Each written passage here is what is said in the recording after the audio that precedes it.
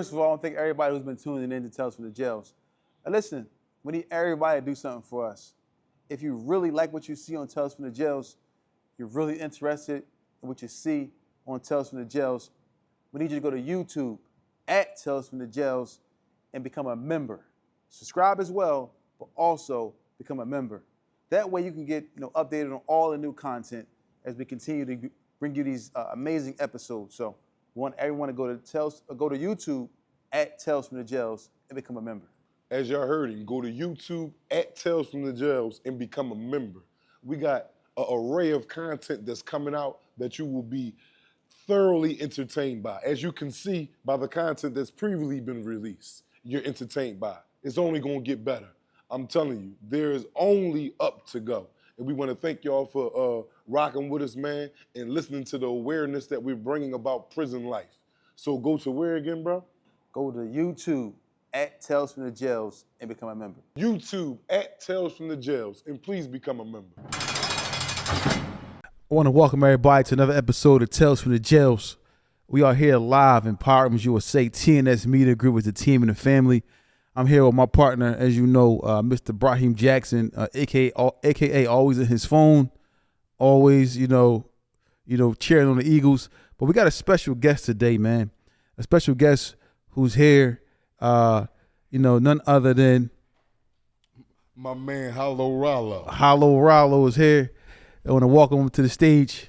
Our guy, you see he got his orange jumpsuit on. Law work. Work. Heavy on the law work. Heavy fresh out. Yeah. You know what I mean? Got his commissary bag. Yeah. His prayer rug. I should have said that first. Yeah. All essentials that's needed in prison. Yeah. Needed, not wanted, needed. This your life inside of that joint. You hear me? You better have it. Definitely your life. So tell us what you got, Ralo. What we got here? What we got? Man, I got a couple snacks in here, soups, some oatmeal cream pies. You know what I mean? Socks. Let me get one of them oatmeal cream pies, Slim. What I got? You know what I mean? Show the guess what we got in this. The tuna and all that. Man. Yeah. You know what I mean? Yeah.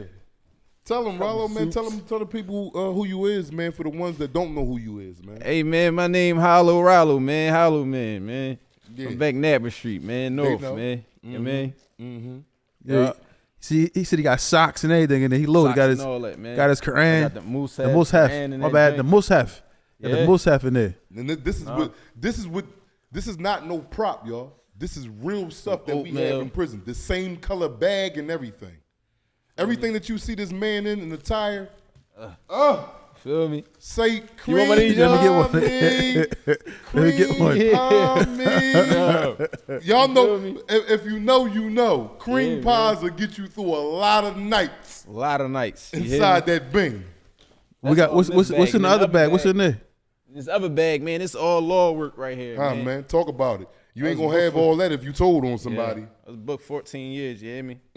Overturned 2 life sentences, man. Tell them what you overturned again, they ain't hear you. Overturned 2 life sentences, you hear me? Yeah. Alhamdulillah, be ifnillah, by the permission of Allah, you feel me? And this all law work right here.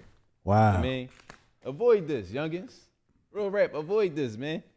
I was fighting for my life, man. 14 Going years? to sleep at night sometimes, thinking that I never come home, making tahajjud prayer, man. How that feel though? What that feeling like? Man, was you in there like, damn, this me forever? Man, yeah, sometimes it was like that, man. I was just like, damn, like, this is it, man. This is it. You know what I mean? And Allah blessed me. I kept fighting though. I never gave up hope. Never gave up hope. There's an ayat in the Quran where Allah subhanahu wa ta'ala says, Wa may yattaqillaha yash'alahu makhraj. Wa yarzuqhu min haythu la yahtasib. Whoever has taqwa, whoever has fear of Allah, He will provide you from sources you never could imagine. You feel me? So I always try to have taqwa. I mean, that consciousness of Allah, doing deeds, seeking Allah's, reward, at the same time fearing His punishment. You know what I mean? And Allah got me out that situation, man. Alhamdulillah. Here I'm in. Here we are. You know what I mean? Yeah. So you, if you want, like we always say here, we up here, we don't promote prison as like glorifying it. Nah. But we get these stories out here to the people to understand that if you out here, jail is possibly an option for you if you're not focused out here in these streets and you're not doing the right things. Nah. So if you could, elaborate, tell people what happened, what led to you going into prison, if you can, whatever you can, whatever you can speak about. Just just that street life, man. Drugs, guns, drugs, guns, and all the other stuff, man. I was heavy with the rap stuff too. I was into a lot of stuff at that time, man. And when you got a name, man, them cops, cause I had a lot of crooked cops on my case too. They be out for you, they be out for your head. So it was kind of the influence that I had on my neighborhood, and with the rap stuff and other stuff, the street stuff, and I wound up just getting, I ain't gonna say I got myself out of the way, but when you in the streets, that's what you really doing. I mean, you really like lining yourself up to be caught up in the system. Yep. So they pick you up, whatever. They arrest you.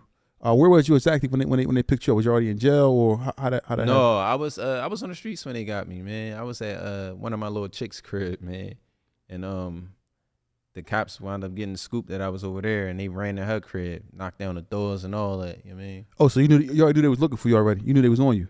Yeah. Oh wow. I knew that. Yeah, cause I probably like I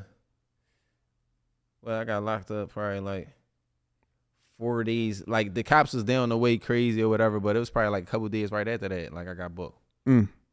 Wow.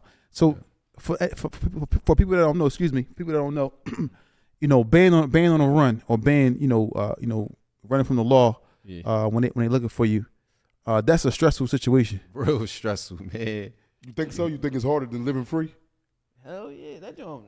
When you on a run, you can't really do nothing, man. You mean drive? You anything. can't drive. You can't do nothing. You can't get no bread. So there's no reason for you to try to hang on the block or nothing because the cops on your top. So yeah, you can't really do nothing. You got to be under the radar. Like you got to be all the way under the radar. You feel me? You talking about basement radar? Yeah, that type of radar. Yeah, you got to be all the way out the way when you're on a run, man. It ain't nothing sweet about being on a run. Wow. So I'm trying to paint a picture for people because these doors get kicked in at any time. Yeah. What exactly was you doing when they kicked the door? Do you know what you was doing exactly? Was you balls deep?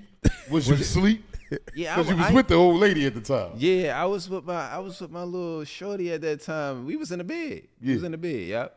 And we just heard all the boom, boom, boom. Did you think it was cops or niggas? Yeah, I knew it was the cops because they was already telling me like they was on my top and all that. You know what I mean? So they wind up for real. I think I had got my parole switched over to her crib. So they had went to the other house that I had my parole at.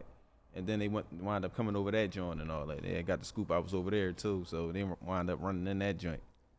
How old were you? When I got booked that time, I was 25. Wow. So did they just kick the door off the hinges or they just knocked on the door open? No, they kicked that joint. No, they knocked and then just came in. Wow. Yep. Guns out. Yeah, it was embarrassing, man, because she wasn't fully dressed, but like we was in the bed, you know what I mean? Yeah. She scared, we jumped up and all that, you know what I mean? She barely got no clothes on. And I'm like, damn, they come running in the room for me. So they see her all naked and all, I'm just like, damn, like, you know what I mean? Yeah, that was an embarrassing situation right there. Did they cuff her too or no? Huh? They cuffed her too? No, they ain't cover her. Because they coming straight for you with body warm. Yeah. Let me get to and him. then they had the whole block blocked off. Surrounding and everything. Yeah, so it just make everybody just, you know what I mean? It looked bad. Yeah. Because, you know what I mean, you running in her crib, you got all these cops, they all looking and all that. Oh, you know how neighbors is, newsy people. Oh, they ran in such and such crib, you know what I mean? Then they bring me out that joint with cuffs on and all that. It was embarrassing, man. Wow. You 25 at the time. Wow. Yep. So from there, you go straight to the county. Detectives and then you go to the county. Yeah, I went. Yeah, they did take me. They took me downtown first. 8th and Race. Yep. At the time, for y'all don't know about 8th and Race, what's that on Vine Street? Yeah, yep. 8th and Race, they closed that down. Yeah, yep. They took me down there, questioned me and all that. Then they took me to the F. So they tell you right there, like when they question you. For those who don't know, when you're getting questioned, speak to the people about like being questioned, and they tell you like we locking you up for a homicide or whatever. Yeah, so once you get in there and all that, they play this good cop, bad cop stuff. You know what I mean? They get you in a room, ask you what happened and all that type of stuff. I tell them I don't know what happened. You know what I mean? I don't know what happened. And then another cop come in and I'm trying to help you and all that. That's what they tell you and all. Yeah, I'm trying to help you, this and that. You like, listen, man, I don't know what happened. And they do this a couple of times back and forth. You know what I mean? With this good cop, bad cop stuff. I'm gonna put you away forever. And then after that, you ain't got no rap. They wind up, all right, listen, we gonna charge you for this. And then, yeah. Wow. And you go downstairs, and you waiting for the sheriffs to come take you to the county. So what was it for the fans that you was down there for? I was there for a homicide. So they tell you like, listen, man, we got you for murder, man. Yeah, yep. I mean, you want to talk to us about that? Yeah, yep. Are they showing you like pictures of the situation? What's going on?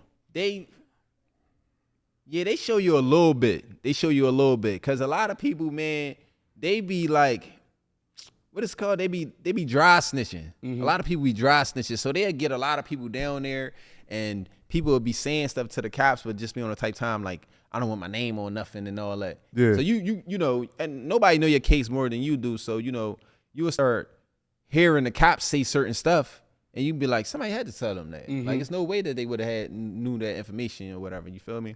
So yeah, you be down that joint, and they be just be going in about, you know, little stuff that they heard around the way and all that. And then, like I said, you ain't got nothing to say to them for real. They just be like, all right, look, we charging you. Wow. Yeah. That just show you how treacherous the streets is. Yeah. Like same people you hanging around every day, people you seeing every day, go down there and they give statements and say little stuff. Half the time it be because they scared. They can't approach you in the manner they want to. So when they see something like that, it's like, oh shit, this our free pass right here. Get him out the way. It's a free pass. I ain't got to go to jail about doing something. He ain't got to do nothing to me. I'm not saying that's right, but we just talking about what's going on out there in the streets today. Facts. So they get you, take you to the county. This was your first bid in the county, your first time being? No, it wasn't my first bid. This was like my second time going in the county. So how much time you did the first time? What time I done in the county the first time? Like a year. Did like a year down there for a home invasion. I ain't even do that, John. That was crazy. It was crazy. P-Lo, your homie. Yeah. Yo, I just went to go see him in the county. Right. I went to go see him in the county, and while I'm seeing him, before we got in the visiting room, somebody called my man phone like, yo, you know, somebody saying that y'all ran in the crib with all these guns, and I'm like, what? I'm like, you tripping. I'm like, I'm about to go see P-Lo. I'm glad I went inside. When you go inside, you got to sign the login book and all that type stuff. I signed the login book. I went in there, shook his hand, said, yo, listen, I'm about to go back down the way. Somebody down there saying we ran in their house with guns and all. They like, what? Man, I go back down there. The cops is cursing me out. I'm telling them like, listen, my name Ralo, man. They saying that, man, if we wanted to lock you up, we'll lock you up right now. Get the fuck out of here now. And I'm like, damn, man, like, why y'all on that type time? I leave. The next day I get locked up. Same situation. They came kick the door in the same. No, I was on my block, and I was waiting for this Poppy boy. He had the store. Poppy boy had the store, and I had gave him some money, told him to hold it for me. So he was like, Pop, I'll be down there at 11 o'clock, Pop. So I'm like, all right. So I'm waiting down that joint in the trap crib. I'm like, I'm gonna wait for Poppy to get this little bread. I need that right now. You know what I mean? And I waited for him. As soon as Poppy got in the store or whatever, probably like 10 minutes after that, I went in the store. I go in the store. Some old head coming there like, Ralo, man, there's all these cops outside. I'm like, yeah. They rushing that joint, locked me up. And then when I got booked and all that, that's for the home invasion. I wound up seeing Pop in there. Right. I just went to go see him. I was y'all sorry. in there together. Ain't He that like, crazy? what? Right? I'm like, yeah, the same when I came up on a visit and told you about the home invasion, I said, they booked me. I was sick. I sat a whole year for that joint. That was the first time that I was in the F. So And you ended up beating it because you signed the they book. threw it out. Yeah, I was telling them, man, like, yo, I wasn't even there, man. I was up at the jail at that time. That's what I'm saying. It's so easy. You know, your parents always tell you that it's easy to go and it's hard to get out. They used to say that, but you don't really know until you really experience it. Yeah, like, and then I was fighting. You know, home invasion. They don't play about them, Jones. No, they don't play about them. They give you time like for a homicide or something, for deals and all, 20 to 40 and all that. And I wind up getting the record subpoenaed, because I had to go in there and see Pop. So I signed the paper and all that type stuff. And I got the record subpoena, and I was up that joint, you know what I mean? And they wound up, they let me sit in there for a whole year, though, dragging them court dates out and all that. Then as soon as I go to court, they throw it out like a prosecution. Wow. Like they could have been did that. They could have been did it. But it's just time they got paid for you for a year. Yep. That's how they do. That's how they do. So stay free. Everyone knows prison is a serious matter. Prison is oppression. But nothing's worse than going to prison and not knowing what to expect. Or coming home after being incarcerated for years and not knowing what to expect. We help you here at Tales from the Jails. We offer consultation for those who are going to prison, also those who are coming home from prison, and also we have different features and options for those who are in prison. If you're looking for consultation to assist you in these matters, contact us, talesfromthejail.com. That's talesfromthejail.com. Book your consultation today. Now let's fast forward. You get up to the county this time. Homicide. How different was this? What was your mind state going in there now? This time with a homicide. This time it was just like, I'm charged for the worst crime that you could be charged with. Because we know with a homicide, you know, you get the most time for a homicide. You know what I mean, you lose, you get life. You know what I mean, so Death I'm in penalty. this joint. Yeah, death penalty, all that type stuff. So I'm in this joint now, like, damn. And then, you know, when you got homicides too, you got to get the best lawyers, and they be costing a lot of bread and all that. So now I'm just thinking like, damn, all right, how I'm gonna get this money up for this lawyer? You know what I mean? And then I'm just on this type. I'm just on the type time like, man, I'm blocking everything else out because it's serious right here. You feel me? Yeah. And being in the county, you know, county, like we always talk about, the county is real geographical, real radical, and you in there. What's going on in there while you in there? What type of stuff is going on in the county while you in there? Man, the county be wild, man. The county it's always wild. It's wilder than upstate and all that because everybody down there and, you know, they fighting their case, so they ain't get sentenced yet. It's playtime. So it's just play, all day long. You getting in fights all the time, stabbings. People getting shitted down. It just a whole bunch what's of, that? You said they get what now? They getting shitted down. What I is call it that Glock Dookie. Yeah, man. They be playing with that type of stuff, man. So it's just a whole bunch of nonsense going on with the phones. There's a bunch of hood politics in that joint. The county wild. Wild. So you how long was you down in the county for? I was down the county for 3 years that time. Fighting Fighting this case. Wow. Yeah. 3 years. Yeah. And it's just like you see so many people keep coming back. I mean, it's a burnout. And it's designed that way, man. They want it to be like that. They keep giving you all these court dates and all that so you could just tap out. I mean, you could just say they want you to tap out. Then some people do. They be like, man, I'm tired of being down in the county, man. I'm about to go upstate. People say that all the time. Yeah. Exactly. Was you done like as far as like your attachment to the streets? Was you done in the county, or you still was like? No, I still was like, no, I still had that street stuff in me. It was probably like my last year that I was in the county that I really told myself like, yo, you need to really buckle down and draw closer to your Lord, because that's the only way you're gonna get out of this joint. It's by the permission of Allah. Like, you know what I mean? So it was like, man, that last year, that's when I used to go hard, really striving, leaving the stuff away. I remember somebody had all these Xannies for me, man. I'm talking about a whole bunch of joints. Like, this you, man. And I was like, no, I don't even want them joints. They're like, what? They're like, what you going? Like, I'm giving them to you. Sell them, do whatever you want to, because that was my twist. You know what I mean? And I'm like, no. I'm like, I'm cool. Like, I'm trying to draw closer to Allah. I'm asking him for something. How I'm going like be disobedient. You know what I mean? Wow. Yeah. So now you in there, your last year in there. Describe the trial for us. How was the trial? What was going on with that? It's exhausting, man. It's exhausting. Like, that's a good question, because a lot of people don't really go to trial, so they don't really know how it feel. Like you know, it ain't like a regular court date. You really standing in front of these 12 jurors who are law-abiding citizens that believe that whatever the cops say is the truth, as they should. You know what I mean? Because they believe that the cops are going to protect them. Exactly. You feel me? So you sitting in front of these people, and the DA is telling these people that you're charged for a homicide and that you committed it, and they use all types of lyrics and videos and all types of stuff, man. And you know, you don't even want to look them in the face. You know, you don't want to really catch eye contact with them, because, you know, the DA is saying all this crazy stuff about you, and it's like you don't want to look at them because they looking at you. Yeah. They staring at you. They want to see your posture. They want to see how you reacting and stuff. So you trying your hardest not to look at these people and have a serious face on. Then you got people on the stand that's lying on you and saying certain stuff, and you got to hold your composure. It's draining. It's real draining. And then you get back late. You got to catch that. Yeah, you get up early. You got to get up real early. Then you get back real late. By the time you get back to the jail, is, you know, the block probably locked down. You trying to eat some food and make your prayers and all that, then go to sleep so that you can get back up early in the morning again. You know what I mean? Yeah, man. It get real serious down there when you go on the trial, man. How long was your trial for? That first time, my trial was like, man, it was like 2 weeks, man. My first trial was like Every day for 2 weeks. Yeah, yup. It was like 2 weeks, yo. And who was telling? Yeah, people that was telling on you. No, so my case, I had this crooked cop bull on my case, Nordo. It's like this What's his nigga name? got, What's his name? Detective Nordo.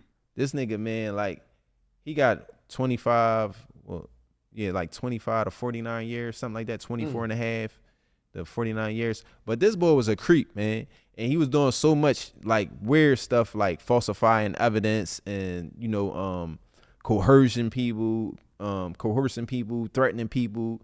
He was doing all types of stuff. Anything to win. Yeah, yeah. So he was on my case, and he was, and I had this boy, Detective Nathan Williams too.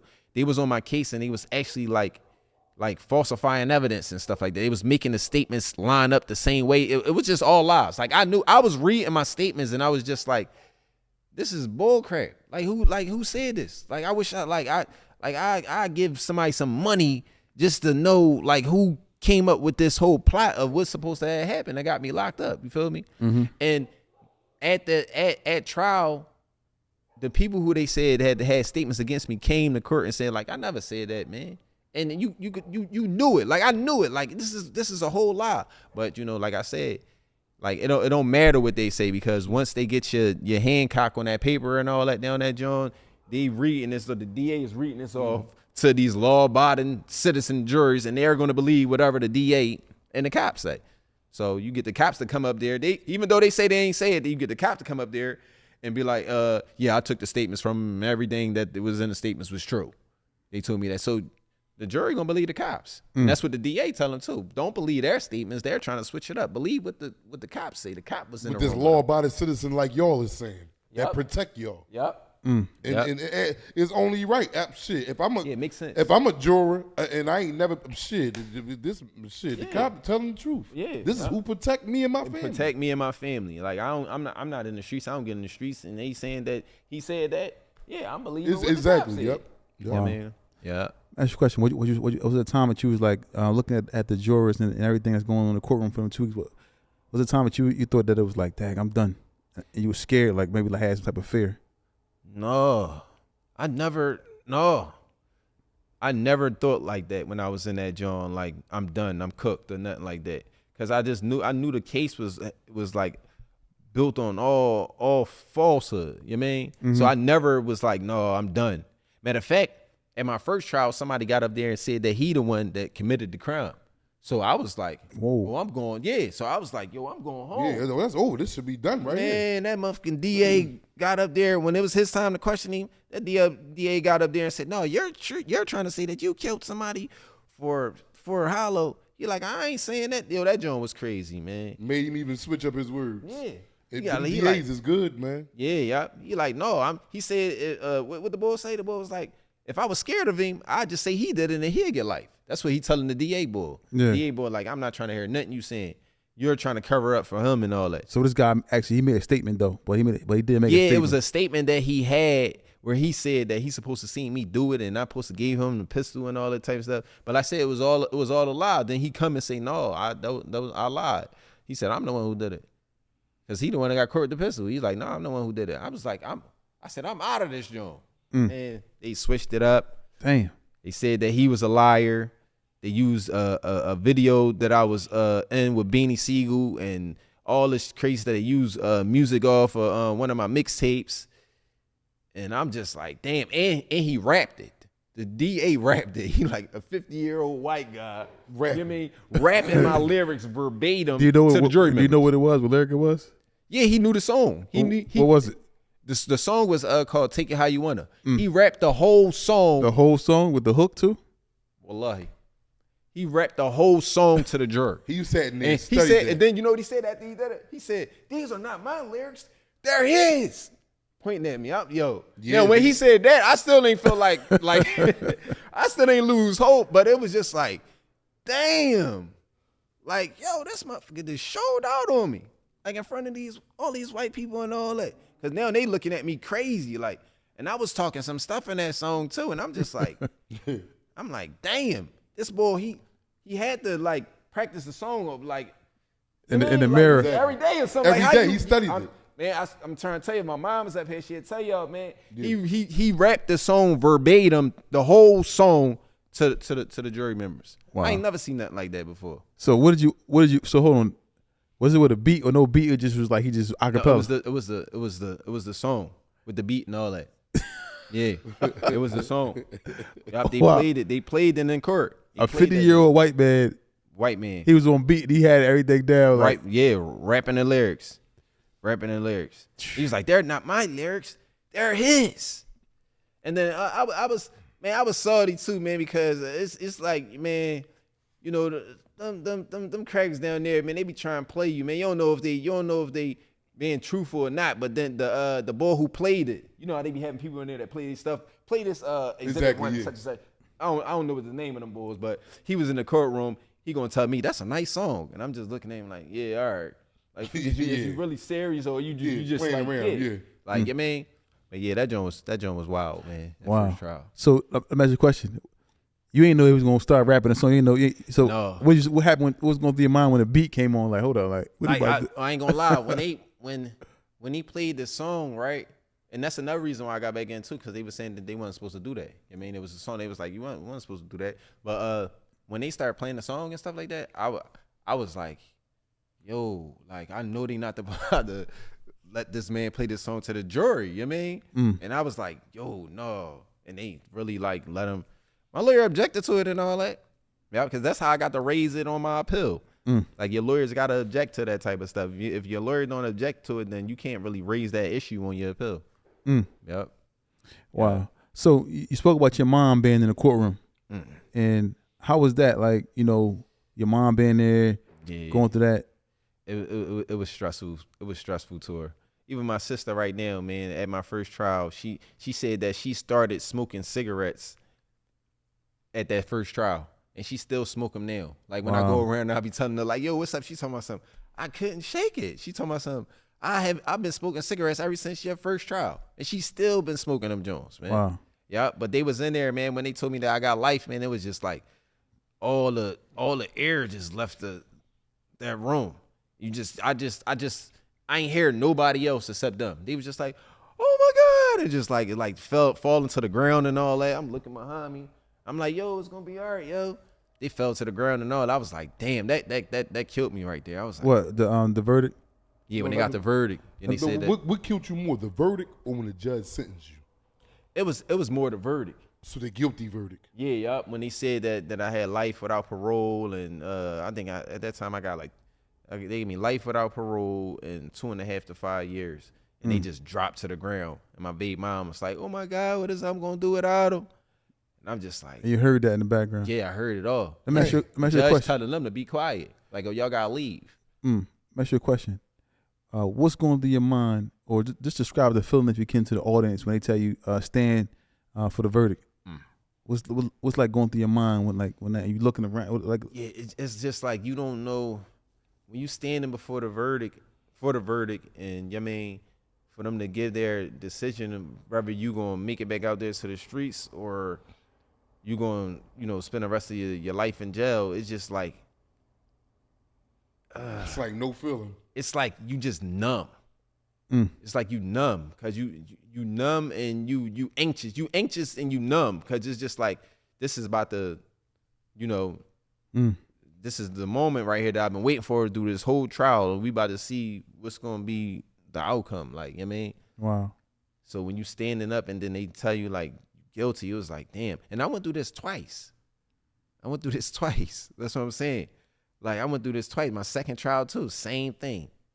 Stand up for the. So hold on. So you got life for this, and then they put you down for another murder? No, so I got life for this, right? Then I went upstate. I appealed it. Yeah. And I had to wait for my appeal, and I wound up winning my appeal in Superior Court, and they granted me a whole new trial. Wow. So now I'm back down the county again, and they trying to offer me these dumb behind deals and all that. My whole thing is they can't use my rap lyrics no more. They can't use they can't use that song no more. And they couldn't use a hearsay statement that they had got me with. So I was on the type time like, all right, that was the main evidence that really got me cooked. Yeah. So now I'm going back to trial, and I backed down to county for another like 3 years fighting it, and went to trial all again and got life again, paying for a whole new lawyer. Ooh. Man, that joint was like, man. The second time was worse than the first time? Yeah, the second time was worse. It was worse because it was just like, oh man. I never lost hope though. I never lost hope because when I went to my second trial, that's when the cop, all the stuff came out about the cop. And he was doing some slick stuff at that time. They wouldn't give me his information or none of that type stuff. It was just real weird. Yeah. So my first trial, he got up on the stand too and was like, oh no, I don't do stuff like that, and that's absurd and all this stuff. Now that the second trial, he got charged for whatever he got charged for, but he not coming to nobody court cases and all that. So it was just weird that he wasn't there. And you took all the statements from my witness. So it's like he not there. So I still forwarded and wound up getting willed out that time. So Damn. And your mom was there to go through that twice. yeah, she had to go through it all over again, man. So now I go back upstate, same thing. I had to appeal it and all that, and wound up getting some rhythm again.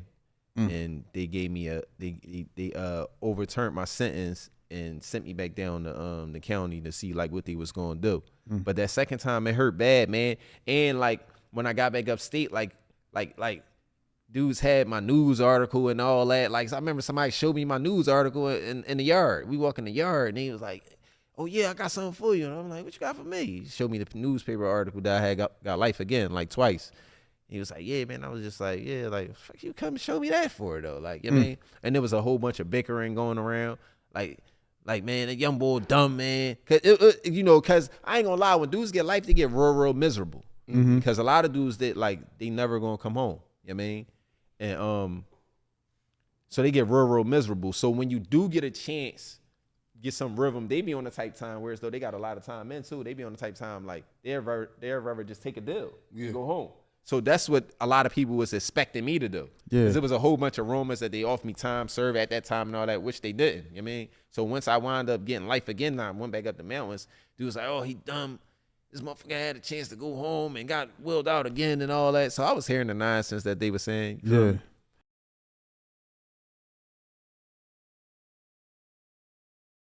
Welcome to TNS Media, guys. We are the executive producers of Tales from the Jails.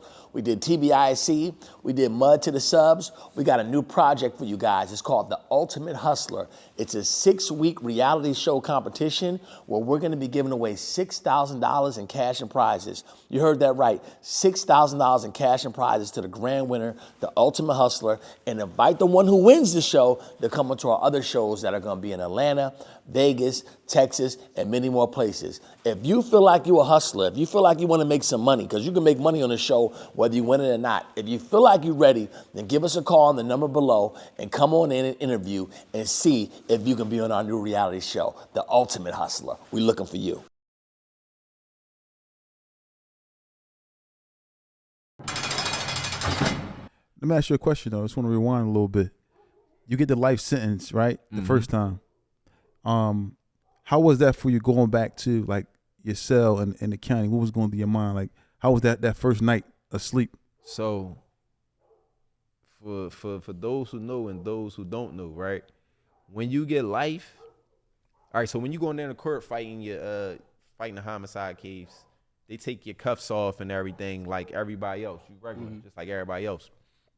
But when you get found guilty for when you get life, they put all these extra cuffs on you and all that, going back to the jail and all that. And as soon as you get back down to the cell, inside of the F, you go into a separate cell.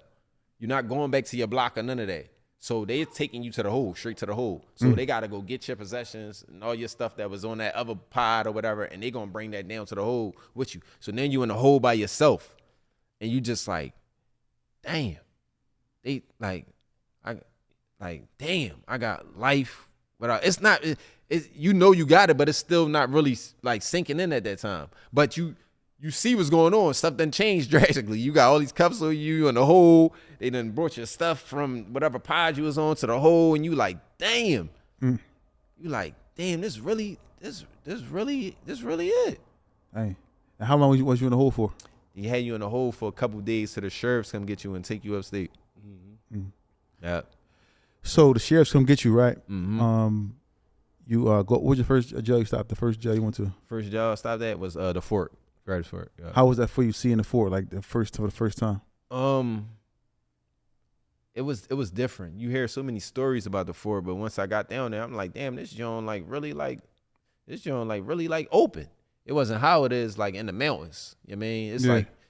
It's like the county upstate a little bit. It's more open. It's more, you got more legs down there to walk around and do certain stuff, whereas though it's real strict in the mountains. You know what I mean? But it's so many lifers down there, you feel me? But as soon as I got there and all that, because I already was upstate before for something else. So when I got up that joint, they sent me to a block like where dudes that like basically like I violated parole or whatever.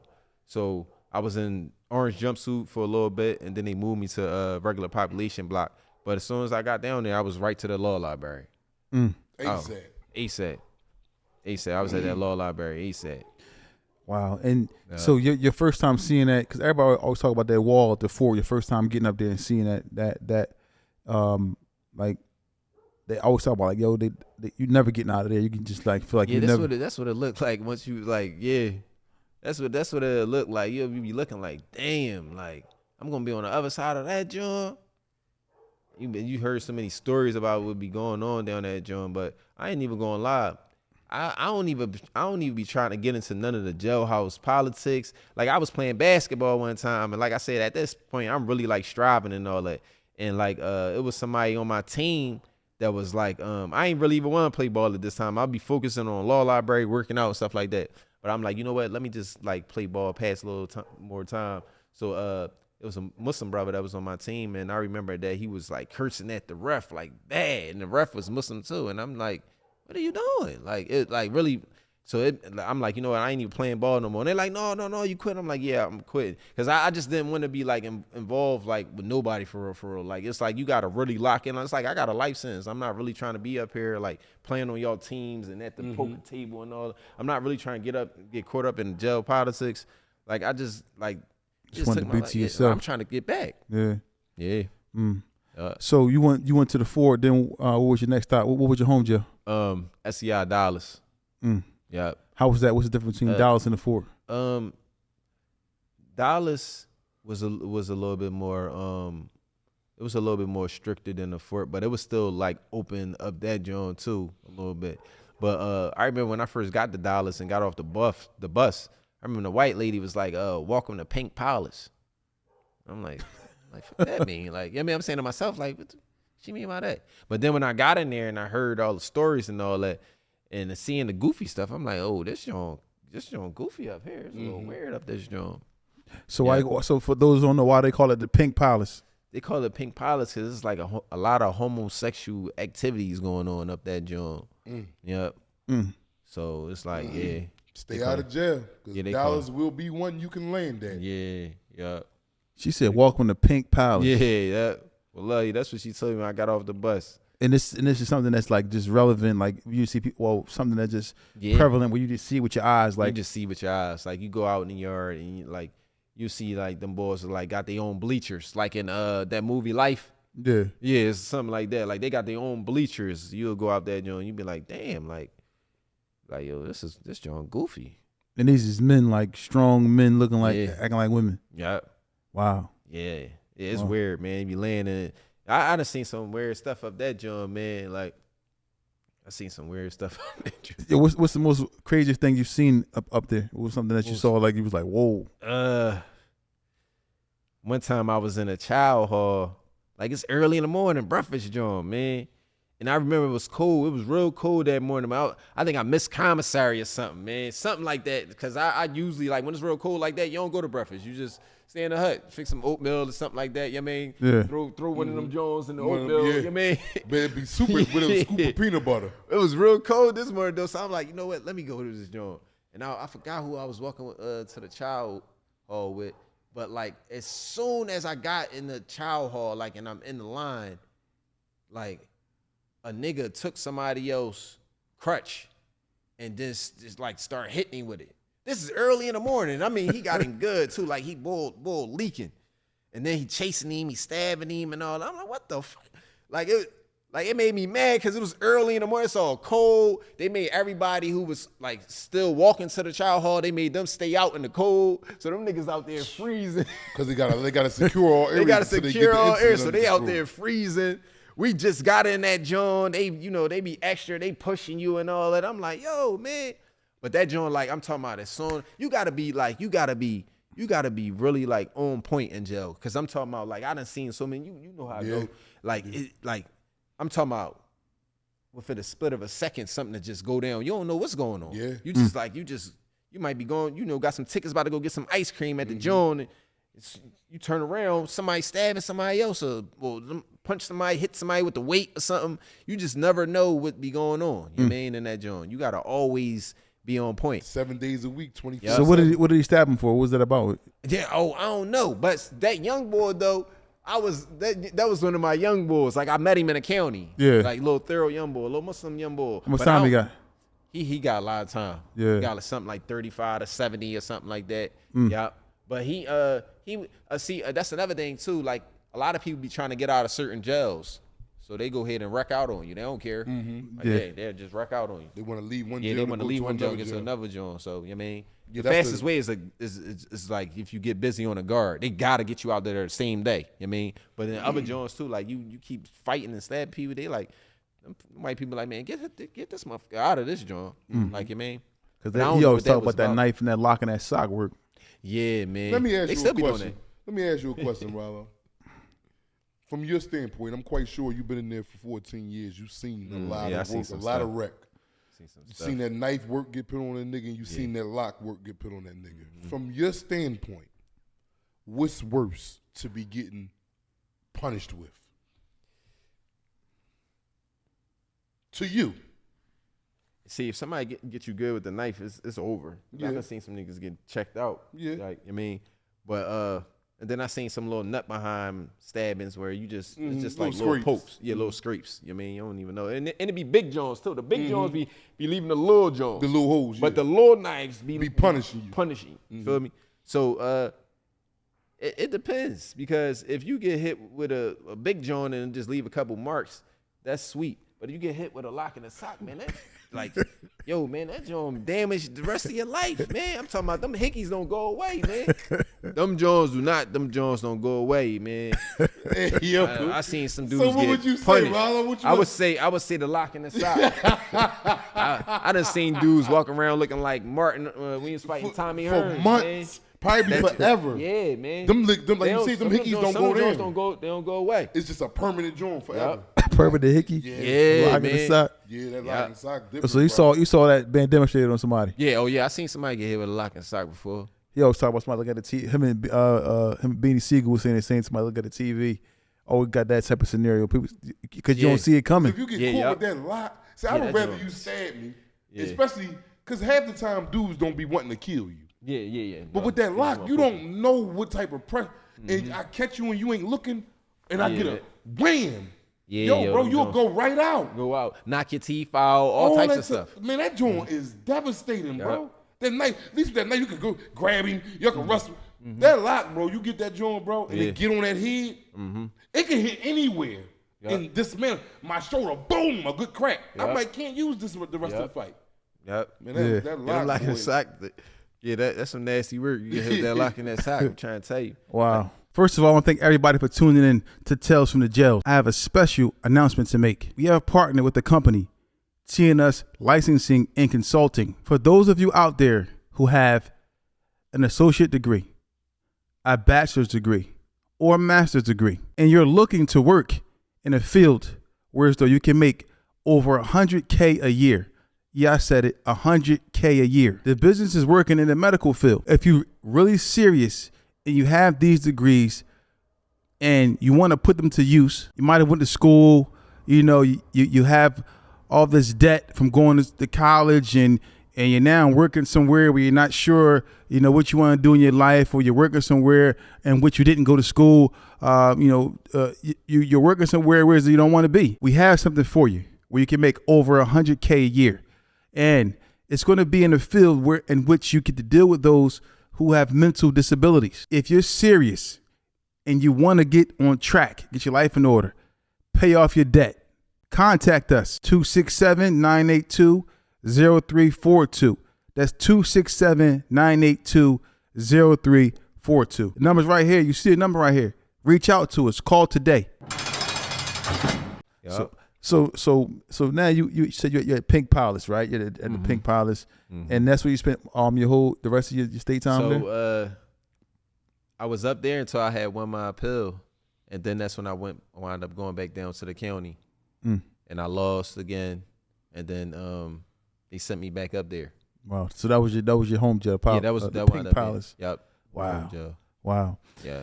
And now, so, fast forward a little bit, you up there, so describe also, man, like, because we'll talk about this too, like, your life, your relationship with your significant other being behind a prison wall.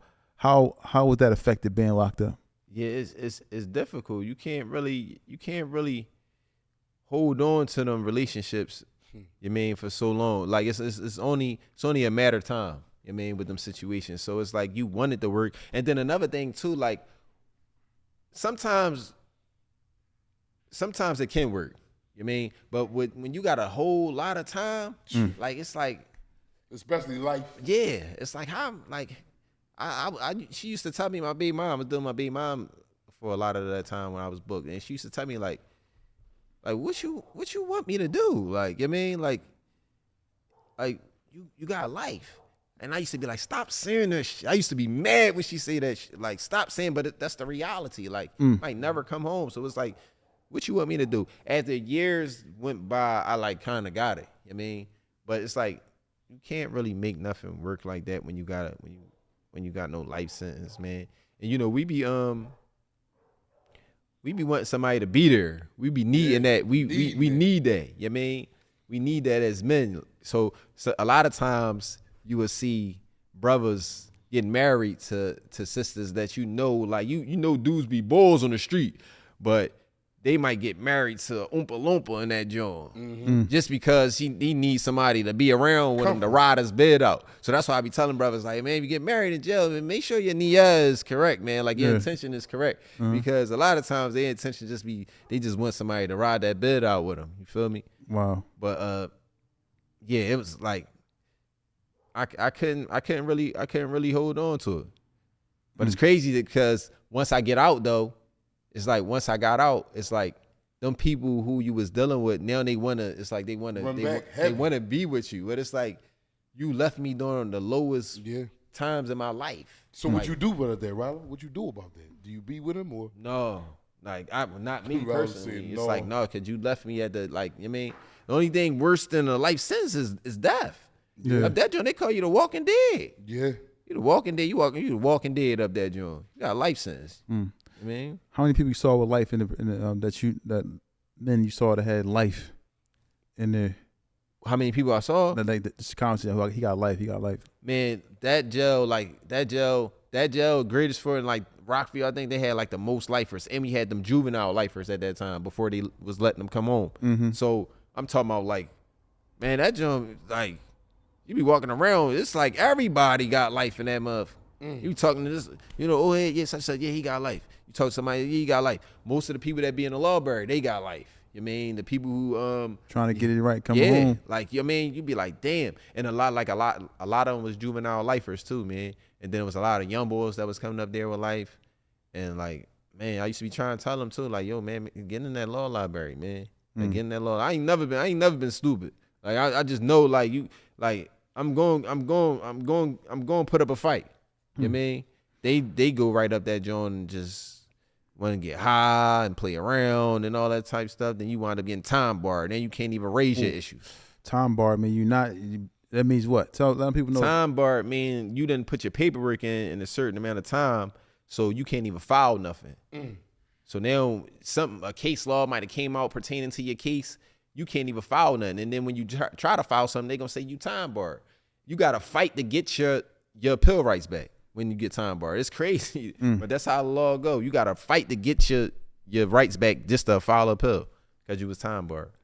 Wow. Yeah. So just to rewind a little bit, man, for people, like, because people don't really understand, like, when you behind that wall and you spoke about, having a wife or, or a child's mother at that time, you gotta separate yourself from them, and like, how hard is that though? Like Separating yourself from women, from them, yeah. from them, it's real hard, man. Like, cause like, you know, they are other half, man. So it's like I said, after a while, I was trying to hold on to it as much as possible, but then you start getting in conversations with them and all that, them women, and they start talking down to you, not disrespectful, but on the type of time like, you not out here with me and saying little stuff like that, and it's like damn, that it hit hard when you got a lot of time, because in reality She right. she ain't telling no lie. You're not. You mean, you know, they got needs and all that type stuff like that too. So it's just like, damn, man, it's like it hurt, man. I ain't gonna. Yeah, it hurt. I can imagine. Like, It hurt, man. I love my wife. I can imagine being up in that joint. It hurt. Seriously, you behind. She don't answer the phone when you call. He'll talk about that all the all time. that type of stuff, and then a lot of rumbles happen because of that. Yeah, they get off that phone. What? They say misery loves company. Man, that's a true saying, man. I done seen dudes get beat up, man, behind that phone. Dudes keep using the phone, trying to call home. Nobody ain't picking up and all that. Now somebody else on you. They tapping your shoulder and all that. You looking behind. Yo, don't tap me again, man. I told you I'm going to get off of this joint, man. They're like, all right, you still trying. You keep calling and all that. Now, Nobody answer. No. Now you get him the phone. You so mad. You watching him while he on the phone. That nigga probably, he laughing and all that. That nigga get off the phone. You nigga just punched him in his mouth. Just cause he ain't get on the phone and you got on the phone. He over there laughing and smiling. Yeah, and you mad cause he got on the phone and you couldn't get on the phone. You done punched the ball in his mouth. Just cause you was mad, man. Yeah, misery loves company in that joint, man. Let me ask you another question. I don't know if I asked you this. What was something that happened, or something you saw, something that happened that let you know, like, damn, I'm really in prison? Yo, I had a dream, right, that I had life. I had a dream that I had life. The same paperwork right here, right? So I had a dream I had life. And then I woke up and I'm looking around my cell like, no, this can't be true. And then I went under my bunk. I remember I woke my son like, yo, you all right down there? I'm like, yeah. I cut on the nightlight and all that. And I looked at my paperwork, man. And I read my paperwork and it said, life without parole. I said, yo, I really got life. That's when it really set like, yo, this ain't no motherfucking dream. Yeah. This is reality, bro. Yeah. And I was sick, man. I was sick. I can only like, imagine the feeling. Like, oh man, because it was a lot of times when I had, dreams. I was, getting some and all type. You have all types of dreams, but when you have a dream that you in jail and you got life, and then you wake up and look at your paperwork and that's what it really is, that joint crushed me, man. That whole rest of that day, I was just like, I ain't want to come out the cell, no nothing. I ain't go to work, no nothing. I'm like, yo, man, I'm really in this joint. Like, I'm really cooked in this moment. Yeah. So, now you're in there. Now let's fast forward a little bit. What happened and what led to you getting out? All right, so it go back to that crooked cop, because they at my first trial, they was already recanting these statements, saying like they never said that to the detective and he was lying and all this old stuff. The jury believed the cops and all that type of stuff. At the second trial, they said it again. But they never brought the cop, so I never got the chance to cross-examine him. Mm-hmm. So now, when I lose and get life again, as soon as I get back up to my jail of Dallas, the cop, he was on trial that week, right? And he got convicted. So now all this stuff is coming out about all this other stuff because they kept putting stuff in the newspaper. And they was saying like he was raping people, all types of stuff. Wow. So now all this stuff is coming out in the newspaper. I'm like, oh, I didn't know none of this. And this happened way before my case. They supposed to give you that information. They supposed to give you that information. So they withheld that information from me. So my lawyer filed something ASAP, and we just had to wait. And I got back in fast too. I was only up there probably for like a year, and then they was like, yeah, we gotta get him, like, we gotta overturn his sentence and like is either like work something out, take him back to trial, give him a deal or something. So that's what landed me back to the county. Wow. So you know, you got that good news. You know, well, him being convicted. Well, he got 35 to 20, like 25 to 50, something like that. Yeah. Wow. How did they catch him? What was it that led to him being caught? How did he, man? So how he got, because he was doing stuff for a long time, but how he got caught up, it was somebody in jail for a homicide, and the cop was talking to his witness, because the bull witness was in the jail too, and the cop was on the bull phone line, like talking to the bull, like on a jack, like what's up and how you doing and I love you and all this whole type of stuff. So the bull who was fighting the homicide lawyer subpoenaed the witness phone records, and they found out that he was talking to the detective that was on his case. Like, hold up, and that's how it all crumbled down from that. Yeah, and then that's when they went back and started seeing that the cop was doing all this old other stuff with other people and all that. But it happened because of that though. Wow. Now, was he indicted federally or by the state? No, by the state. Wow. Yeah. And it's, man. So you get back down. And they you know, and they had another trial, or was it? Or they just threw so when I out? got back down there, I kept having like status hearings and all that, just to see like what they was gonna do. Is y'all gonna take me back to trial? Like, what is y'all doing? And they dragged that joint out for 3 years, man. So he done it again for 3 years? Sitting down in the county again for 3 years. And now this time I'm down in the county, it's way worse. The county right now is the worst it's ever been in the Philadelphia history. Why? What's going on? Man, you go down at like 7:00, man. They be running tears and all that. Like the whole block don't even come out together no more. They do tears and all that, man. And they split it up so bad that you be having like the bottom tier beefing with the top tier and all that. Yeah. Like, so now the bottom tier out and they using the phones and the guards saying lock in and all that so the top tier can come out. Dude's like, man, y'all already, the guards, y'all took a half an hour to open this up. So they just stand on the phone. It's the top tier that's trying to come out now, and the guard trying to tell the bulls, like, listen, if they don't go in, we not letting y'all out. So now that start beef. Now the bull on top tier telling them niggas, well, if I see y'all, I'ma stab you. It's crazy in that joint. They got the whole block beefing with each other now. Yeah, I just left them bulls, man. It's crazy in that joint, man. Wow. Man, So that's crazy. Yeah. wow.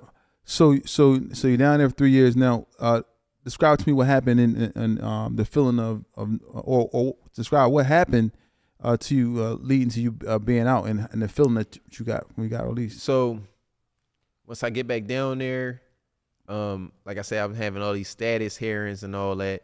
I'm not getting into the status hearings. My lawyer keeps saying, yeah, we're trying to negotiate something with the DA.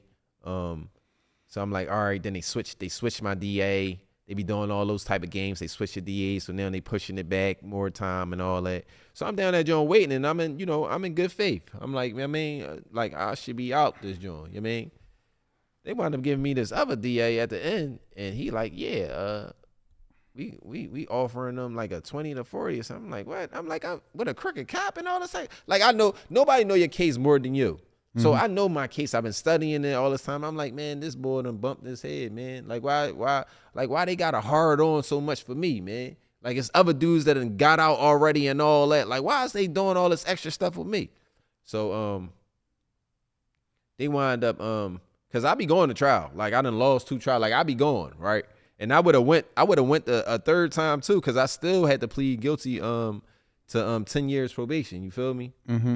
Time served, 10 years probation. So I didn't want none of that on my record. Like, cause a lot of dudes got out because of this crooked cop. So I ran out of money, man. Like, I ran out of money. Like, it's like I done had so many lawyers, regular trial lawyers, appeal lawyers. You mean then commissary, phone, all that, man. I done spun like almost a bean. You mean? So it's like I don't got no more funds really to get another, because they were saying another trial. I would have to get another trial lawyer. I would have to sit down in county even more time. I was down there 3 years.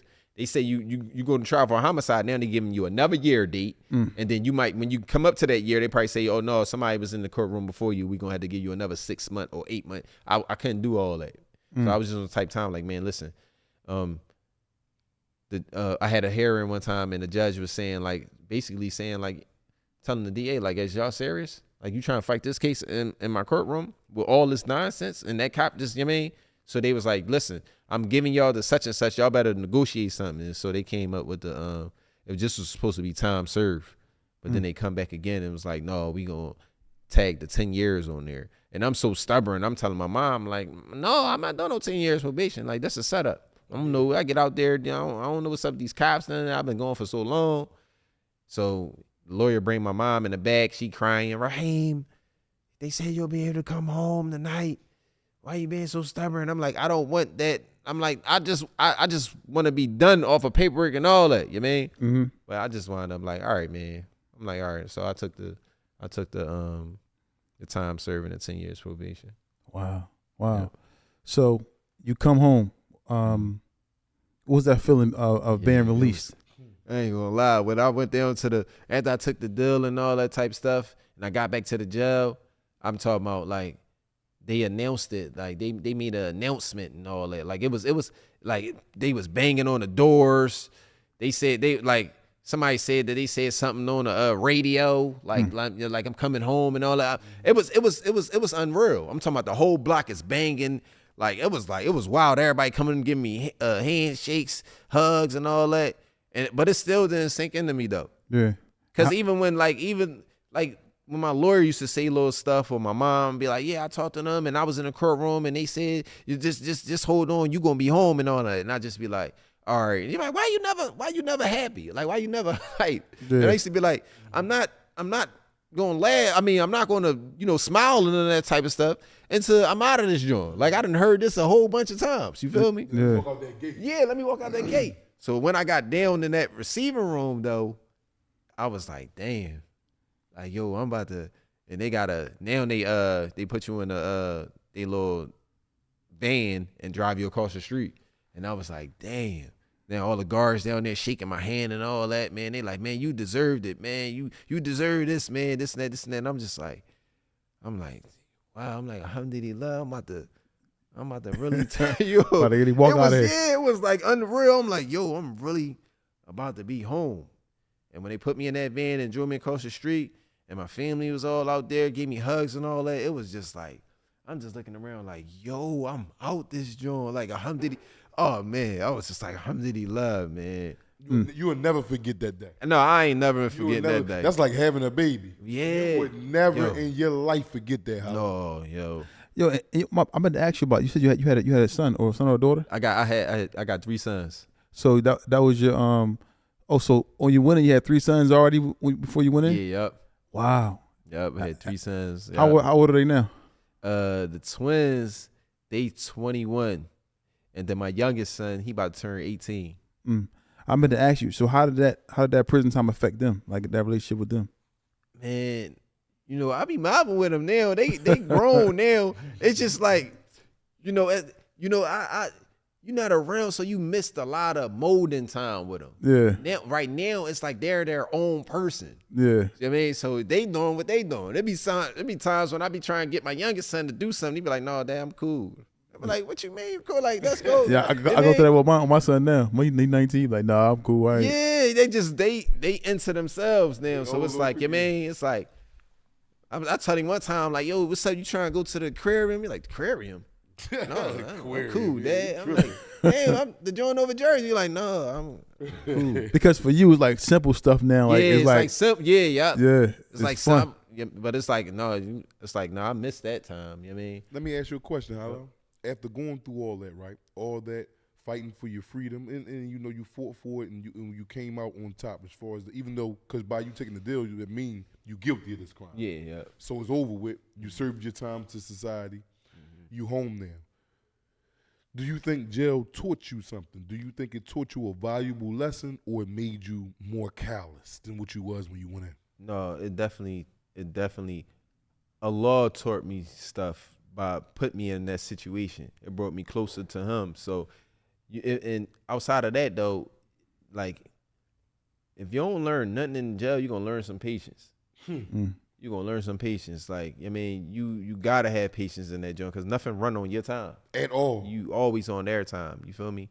But that experience being in there though, it definitely brought me closer to Allah. Like, it brought me, like, Allah gave me like a little good understanding of the deen, and I really like needed that. Because I was, when I was on the streets, I was Muslim too. But in there, it just was like, You got time to study and learn your religion. you really for real. got to sit down and it's sad that it be happening like that. You mean, because you could do it out here too, but there's so many distractions. Right. You know what? You know what's crazy too, right? I was a brother that who we gave him his shahada. This was when I first got booked for my homicide in 2010. This was around probably like when I was about to leave though. So this is probably like 2012. We gave him his shahada. He was a deep Christian bull, right? He was in the army and all that. We gave him his shahada. I wound up getting life. I'll go upstate. Now when I come back down, I see him. And I shake his hand and all that. He's still deaning and all that. You mean? He told me that he done moved across seas and all that. He told me that he made Hajj and all that. I still talk to him to this day, right? But he had told me, man, he said, being in these jails, man, he said, it's real sacred. And I didn't get it at first. I'm like, what you mean? He like, it's real sacred, man. It like gave me like a feeling like to where as though like, like I was like making Hajj or something. And I was like, what you mean by that? And he was just saying how like you get to focus so much on Deen, and there's not so many distractions. She's like, it's so many distractions out there. He like, now I'm back in here. He like, I could just like focus. Lock in. Like, and I was just like, damn. Like when he broke it down to me, I was like, damn, that mean that was serious right there. That meant the whole lot. You mean? Because the other brother, that's crazy, man. He always come up there to the cuppas of the county. Little Stocky Yaki, I call him. Man, I can't think of his name right now. But he used to come in there and say the same thing. Like, man, brothers envy y'all right now. And I didn't get it at that time too until he broke it down. I used to be like, what you mean they envy us? He said, y'all got a whole bunch of free time to where as though y'all could be able to learn more about y'all Lord. He said, we out here, he said, we got work. We got wives. He said, we don't really got no time to really buckle down and study and all that. He said, y'all got all the time in the world. And when he broke it down to me, I was like, yeah, that make a whole lot of sense. And now I'm out here and I see that. Yeah. I see it. I see you gotta exactly get a job, you gotta do everything. The bills, kids, all types of your stuff. your own stuff that you want to do. Yeah. It's Being like a man is hard. Not hard, but it's work. Yeah. That's what I should say is work. Yeah. Being a man ain't you just sitting down and waking up every day and going, no. If we say we like to call ourselves men, right? We stand our own too. You know what I mean? Being a man, getting up, going to work, that 9 to 5, you're not spending your money frivolously. You taking care of the things you need. You saving. You might not got it. You got it only for this week. Yeah. Oh, this is just for rent. That is a responsibility. That's a man. That's man shit. Yeah, bro. yep. That's man shit all day long. It is. It is. Yep. So first thing you did when you got home, what was that you did? They had got me a hotel. So all my family members and stuff like that was coming up to the hotel. They brought my sons and all that up there. So we was chilling, eating some food and just reminiscing and all that. I'll never forget that night, man. That was wild, man. Because I used to always just be, just begging the Lord to get back home to my family and friends and stuff like that, loved ones. And then I finally was home. It was like unreal. Like even now, like I still be waking up and looking around like, damn, I I'm know really you home. do. How long you been home? In January, it'll be 2 year. Wow. Yeah, in January, it'll be 2 2 years. years. Still fresh. You still shitting out Yeah. motherfucking chicken patties. Yeah, right. From the chow off. Yep. Yep. Wow. Yeah. So 2 years free. Now you've been home for 2 years, right? And what was some of the hardest struggles you had, like just being home? What was like something like this is just hard for me? So it's crazy because it's like, all right, jail is like is like it's supposed to be to correct your behaviors and stuff like that, so that you go back into society as a law-abiding citizen and stuff like that, right? So that's what it's supposed to be for real. But then when you get out here and you trying to go about things the right way, it's like they give you like it's like they give you the runaround. Like it's like they don't even treat you like you a human being anymore, especially when you got like a homicide on your record. It's like when I be trying to do stuff myself, it's like when they do all the, because it changed so much out this joint. Yeah. You gotta have good credit. You gotta have For everything, yeah, house, car, the everything. background. Yeah, the background. They doing all these background checks. I done got turned down from a lot of spots that I was trying to move at. Yeah, I was because just about to say that. they doing these background checks. Yeah, they Where do. you want to live And they at. like, yo, no, they're like, we not we can't we checked your record and we can't. I'm like, what? You got a what you call, you got a it's crazy. They got a separate application that you got to fill out to put your actual background. Yeah, on there. it's It's a whole. It's like when you put your social security number in there, everything comes up. Yeah. If you had evictions, so yeah, forth and yeah, so on. yep. And the thing is, you could have a job that Yeah. that they see that you making the money Yeah. for this rent. Yeah, yep. But because of your product, Yep. they don't. And then I can understand like how they always do it about a job and certain jobs to turn you away. Yeah, yeah. Because you may be a liability to them. Making Yeah, money. right. Okay, I cool. get it. Yep. But to get in a house, apartment, that blew my mind. Yeah. I'm like a back. You see that I'm making this money. This job that I got Yeah. can cover that every month. Yep. Yeah, I'm changing my life. Yeah, that's what I'm saying. So it's like I'm out here now. I did my time. I'm still out here getting now. punished. And it's like y'all don't really recognize me as a law-abiding citizen no more. Y'all keep checking records and all that, and it's weird. It be make me mad, especially when the money is there, and I'm like, yeah, I'm trying to do this, and they like, no.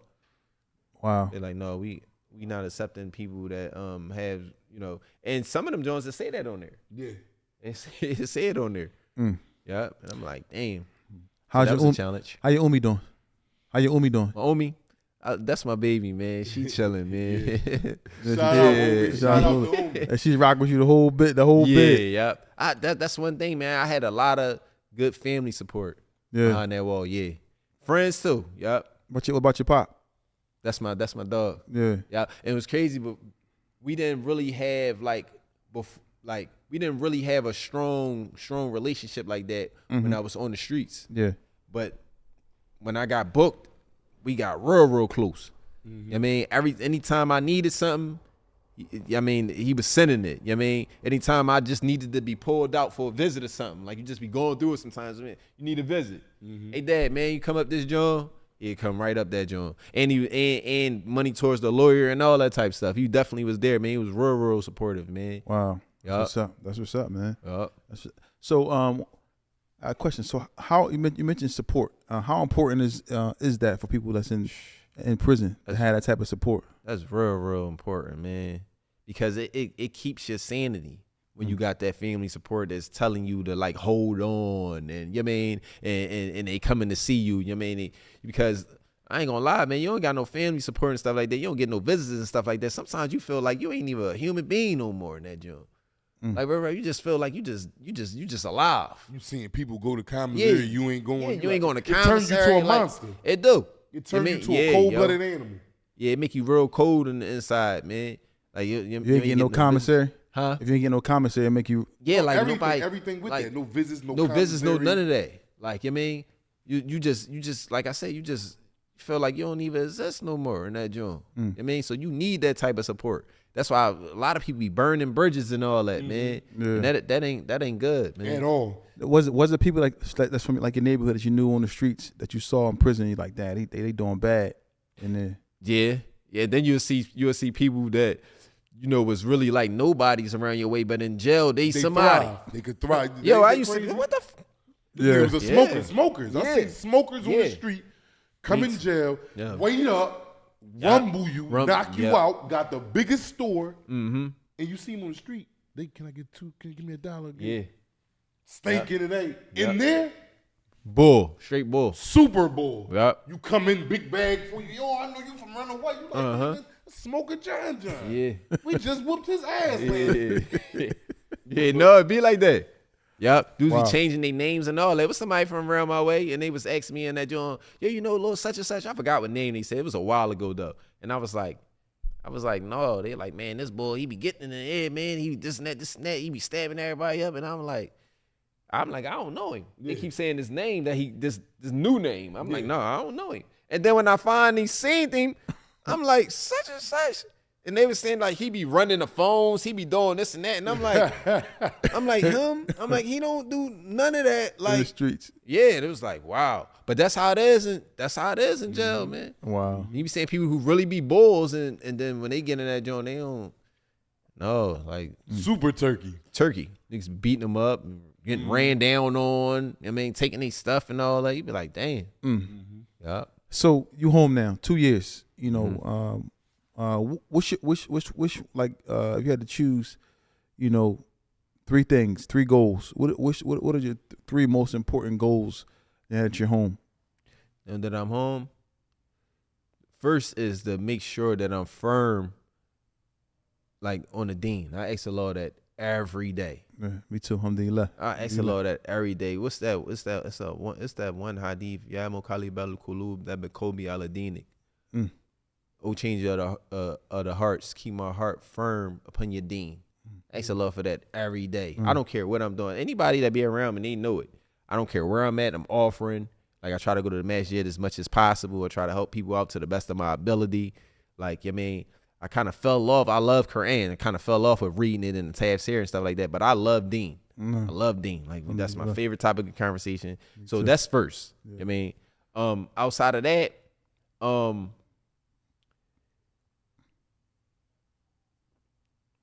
just getting the, cause I got a nice little gig right now, but I want something better.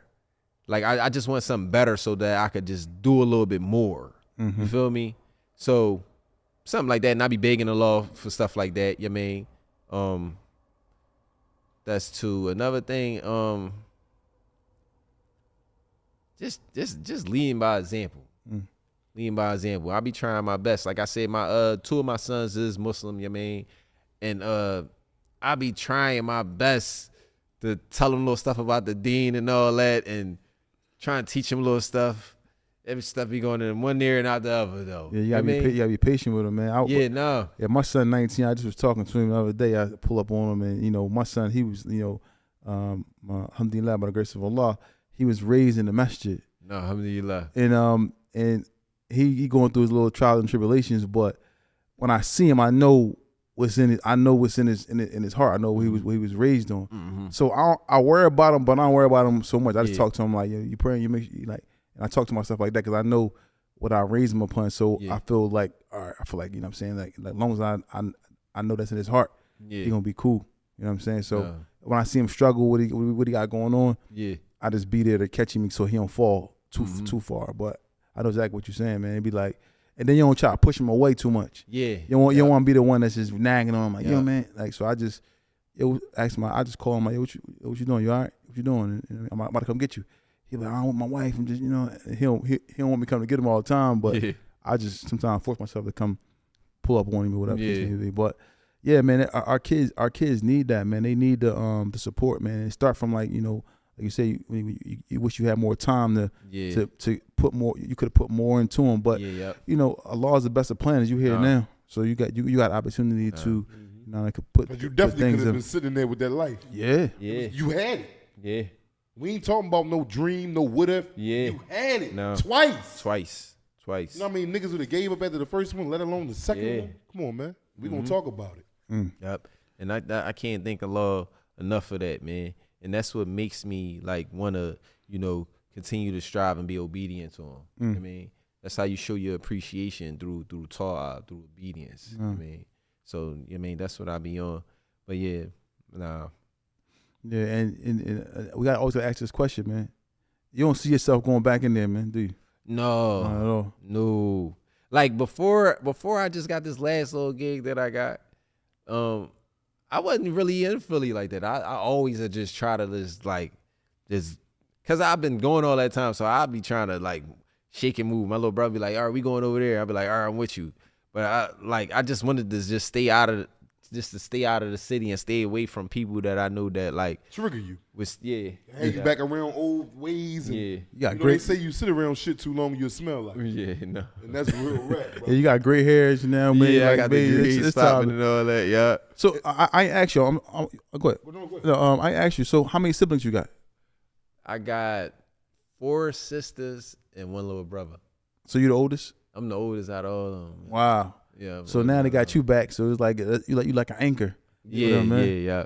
And that's what I'm saying. I love my little family, man. Like, cause like the whole time that I was booked, like they was real supportive. It was real supportive. And then like my little brother, he the youngest, so you know, he just, hearing all this stuff about his brother and all that, and then I actually be able to, be home with him, and he doing good and stuff like that. How old is he? He like 20 something. My bad, I don't put you on the spot, but you don't know my age. Yeah, right. He like 20. He over a quarter though. He over 25. Okay. Yeah, but he be doing good and stuff like that too. Same thing, Muslim. It's just like Alhamdulillah. I wish I could be more like beneficial to him. You are. With the deen. You feel me? But like everybody is like. They learn at their pace. Yeah, you feel me? And I read something like that too with one of the scholars, one of the ulamah, was saying like he more effective with other people, like instead of his own siblings. Yeah. Sometimes it be like that. Mhm. Like you be calling, it might be other people that you could reach faster than your own people who be Exactly. around you. You Yeah, feel me? And it be exactly. like that. And I see that like that's what's going on. Because I done be ifn in love with the permission of Allah. I done gave a lot of brothers like shahada and stuff like that behind the wall and stuff like that. And I still talk to some of them out here. They still call me and we done went to masjid and stuff like that. But then now I'm out here and it's like I'm trying to be around my young boys and all that. But they be like, Nah. they be They be into like, doing doing time. anything. It's like, all right.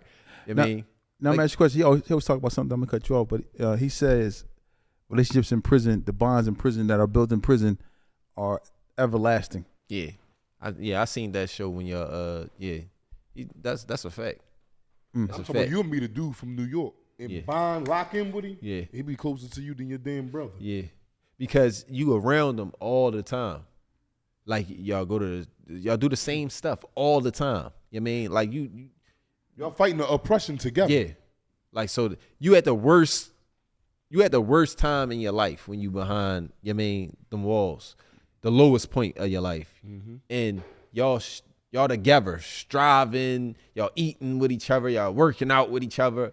You don't do stuff like that with your own homies that Y'all telling each other secrets that Yeah. your homies don't even know. Yeah, yep. You inspire your Sally. Yep. Y'all become each other therapists. Yep. Man, I'm dealing with this girl and what she did. You might, man, she's sucking some dick, but you might not tell nobody else that because there's something to see. And this your man, yeah? Oh, man, he ain't telling you, fucker. Man, it's just, all right, well, why don't we just go about it? So that right there forms something that can never Yeah. be broken, bro. It is. He Never, know about bro. all your homies and all that. You talking to him about you're blocking everybody, so he know about all that. And he's doing all this time with you.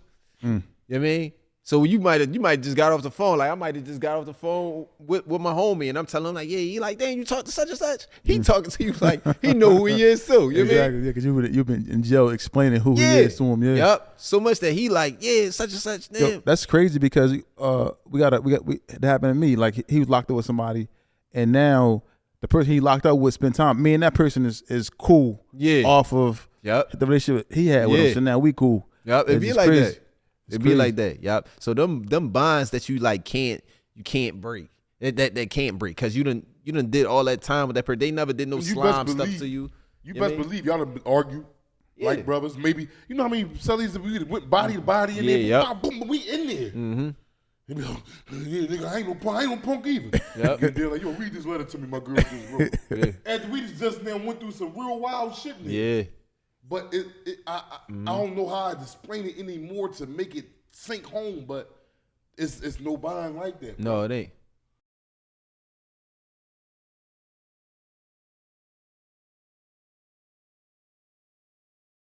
Hey, listen, I know you hear all this stuff about home care. Home care is dying, or home care is no longer what it was years ago, but it's coming back around.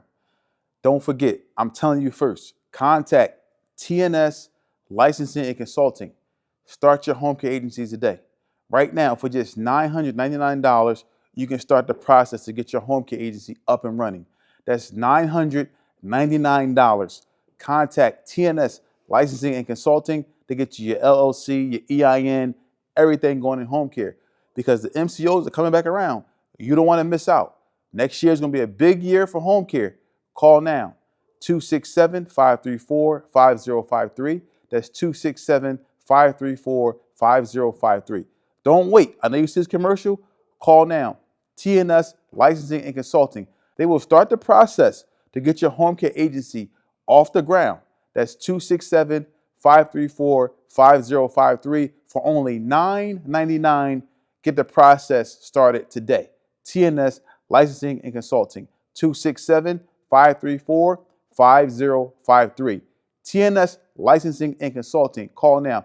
Get your home care agency started for only $9.99 right now. Like I said, on the streets, you don't really spend that much time. When you think about it, you don't really spend that much time with your homies like that on the streets. Y'all might have chilled on the block and sold drugs, might have gotten into a couple bang outs with them or whatever, stuff like that, went to the girls' crib and all that. But you ain't chill with them how like you're in jail. You're doing time. You know what I mean? And you're eating with this, like y'all making food with each other and all that type of stuff. You know what I mean? Yeah. Y'all in the same cell with each other. People done had cellies for 10, 15, 20 years. Same cellie. Same cellie. Yeah. Like, you know what I mean? Like, facts. You ain't do that with your homie.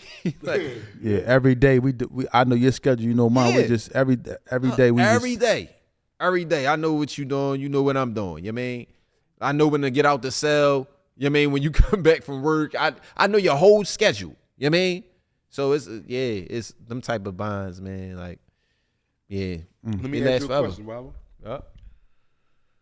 If there was anything, because you see the state of the city in right now, the state of, and again, I don't knock it. I just know right from wrong now because I was a part of that. Right. I mean, I would have never went to jail if I wasn't a part of that. So I'm not looking down or condemning, but it's some things I think we can think about as men. But if you had anything to say to the youth that's out here, or even grown men, it ain't just the youth. Everybody like to put it on the YNs. Why? All right, cool. But it's grown men that's more fools than these niggas. Yeah. Because they following behind us for real. But that's a story for a whole nother day. Right. But if it's anything that you want to say to them right now, just anything, what would it be? Coming from what you've been through, what you overcame, what you had to go through, and where you at now today in life. I would tell them, stop trying to operate off of anger and desires. Because that just bring about evil. When you operating off of anger and desire, that's where all the murders and all that type of stuff come from, anger. And then desires, that's what, from all the lust and all that stuff. Those are two things that lead to most evil. So stop trying to operate off of that. And another thing, like, stop trying to be known for doing like haram things, unlawful things. Right. Because that's how we grew up too. I mean, who catch the most wreck and all that type of stuff like that. Like that's want to be known for doing something good. Yeah. That lasts longer. That have more effect on the people than having people being scared of you and all that type of stuff. Because I used to be wild as crap too. You know what I mean? And it did bring a little thrill when you know that people be scared of you, but like that stuff don't end up good for real. It never ends up good. Like it don't end up good. Cause like I done seen to myself, like whereas though I done court cases and stuff like that, or was into the streets doing nonsense, and then you just start getting blamed for everything. Now you don't want that smoke now, but you was out there doing all that stuff. Now everybody's saying you done did all this stuff. I done been called, yo, you shut up, such. Hey, yo, you didn't. I'm like, no, I ain't. Now you don't want to smoke. All the attention that But like. before you did, you got the thrill out of, I did this and I did that and I did this. But now you booked and all that. And now you hearing everybody talking. You like, no, I don't want to hear all that. I'm trying to come home now. Now you trying to come home. You know what I mean? So it's like, stop. Want to be known for doing something good instead of want to be known for doing something bad. Like, you know what I mean? That's what I tell them. Like, that's why I tell them, nah.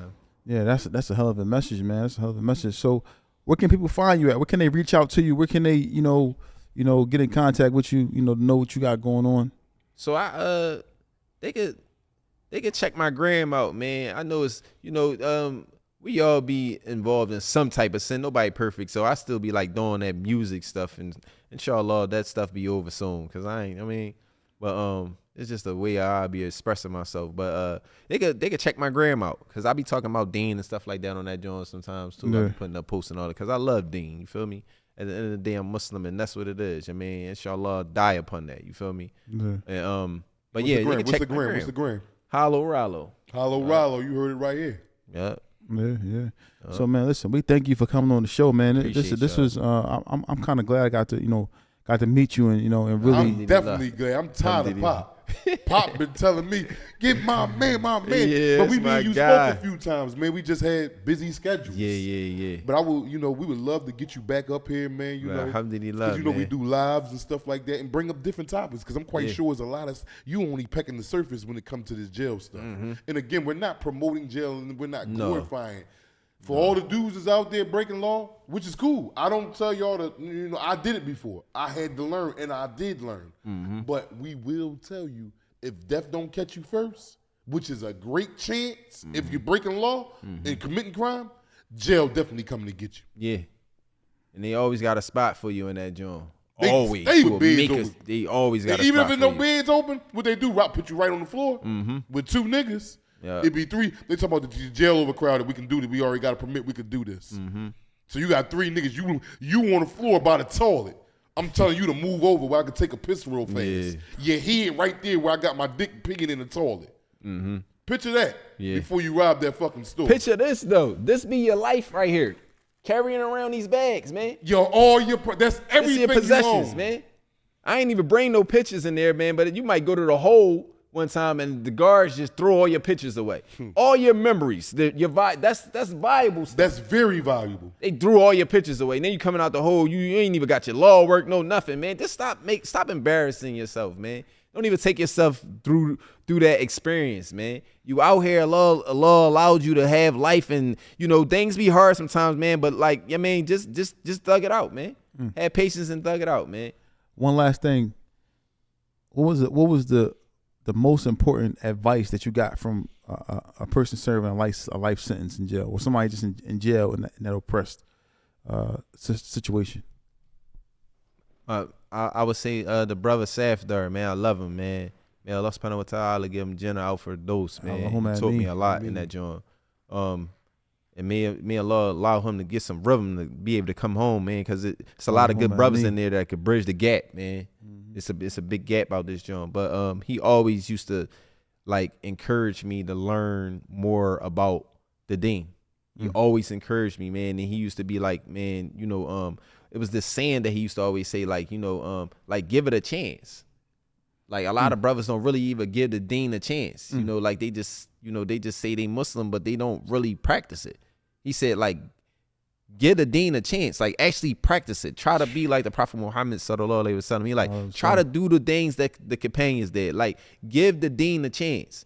And I didn't really understand that at that time until keep reading up on stuff, and then so now it's the certain way that I carry myself around people, having that character, talking, smiling. I was giving Islam a chance. I was opening up my heart to Islam, and I was letting that street stuff go. And I really was walking around it just felt good. That was crazy. You know what I mean? So I would never forget that information that he told me, and I still try to apply that today. That's crazy you said that. I had somebody told me that, man, and that's what helped me get over the hump. Yeah, because I'm just you've been doing the wrong thing so much. Just try to do the right, and this is the best thing I ever did in my life. Yeah, man, it is. Alhamdulillah. Cause you just start trying to try and do things for the sake of Allah. Just leave off stuff. Try to change. I always tell people try to get married. You know what I'm saying? If you can't get married, because it's going to change. You know what I'm saying? You just do things the right way, and you're going to start seeing doors opening up for you. Because sometimes you just running in the treadmill, man. And it goes back to me talking to my son. Alhamdulillah, he got married. So I'm all right, and I see things changing, them small little things, but I just see them getting to a point. And for me, like I said, somebody told me the same thing. Man, just try it. Just try it. Man. Just come to the class. Just come to the masjid, man. Start praying more, and then it's just man. Whew, man, beyond my imagination, man. Allah, I didn't see a lot of these blessings coming. No. And it was alhamdulillah. So alhamdulillah. I felt that when you said that, bro. Because I experienced that. It was pleasure though, man. Pleasure, man. Yeah, for sure. Had me up this joint, man. For sure. And listen, everyone watching this episode, man, make sure y'all become a member on YouTube. Become a member on YouTube. Don't forget to support us, man. We really appreciate the support.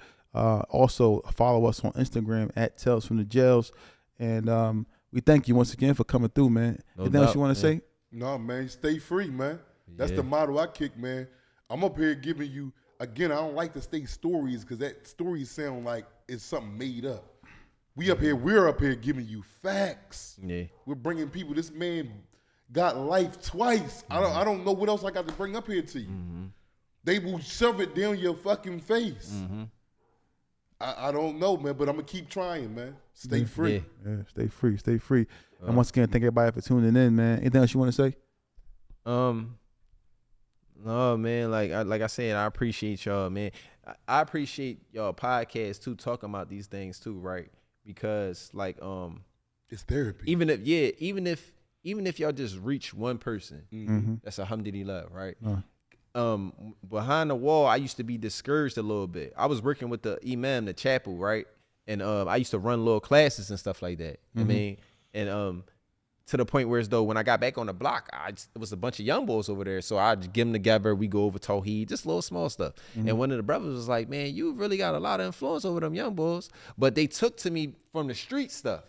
So they wanted to be around me because of that, for real. But then once they got around me, we started talking about Islam, I started seeing them pray more and all that type of stuff. So the old heads used to be like, alhamdulillah. But at first I didn't I loved Islam so much, but I was like timid to talk about it to people. You know what I mean? Because it's like, you got all them fucking face tattoos. I heard he used to be doing all that stuff out in the street. So it's like, people, I was like, they not going to take me serious. But I read a hadith where the Prophet Muhammad sallallahu alaihi wasallam said that on the day of judgment, all the prophets would come with their followers. And then he was saying how like the Prophet Muhammad sallallahu alaihi wasallam had the most followers. And then he was talking about Musa would come with a bunch of followers. And they said there would be a prophet and then he would come with none. So that encouraged me. That hadith encouraged me like, dang, if he was a prophet and he calling people to the deen of Allah, Allah chose him to be a prophet and he ain't have no followers. Who am I to say that, be timid about calling to Allah? I'm regular. You know what I mean? So that hadith encouraged me to give dawah more and to call people to Allah. You feel me? So this podcast is a way, like I said, even if y'all just reach one person, man, y'all that's a success. That's a good job. Yeah, for sure, man. For sure, man. And like I said, this podcast is for the young and the old, and this our main objective is to kind of spread the awareness of prison and break that cycle of people of going to prison, man, and also us harming each other. Like my guy came up here and he said, when somebody tell you, yo, watch your body, yo, be safe. He telling us to be safe and watch your body because people look just like us, man. Yes. And it's crazy. Yeah, it's sad. So we gotta change that narrative, man. We brothers, man. If we come together, you know, the sky's the limit, man. You know. So, but come together upon what is right. You know what I mean? So what is right. Yeah. So we appreciate everybody for supporting us, man, and appreciate you for coming on, bro. And this is a different take. You got the orange jumpsuit on with the bag and everything. So you know we here, but I want to thank everybody for tuning in. It's Tales from the Jails. We out. We out.